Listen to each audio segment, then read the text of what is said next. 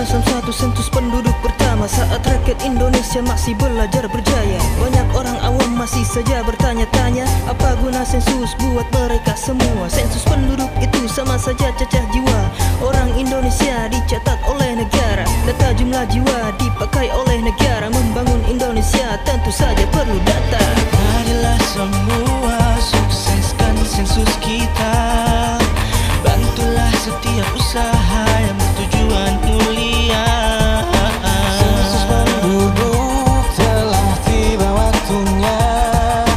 Ayo kita dukung dengan segala daya.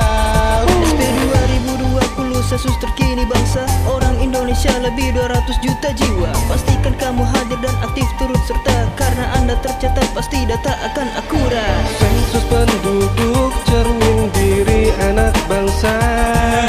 Jangan landasan membangun manusia Indonesia.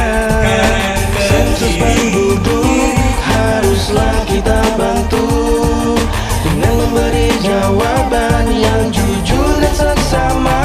Mari kita semua amalkan bakti kita demi sensus penduduk yang diamanatkan dunia.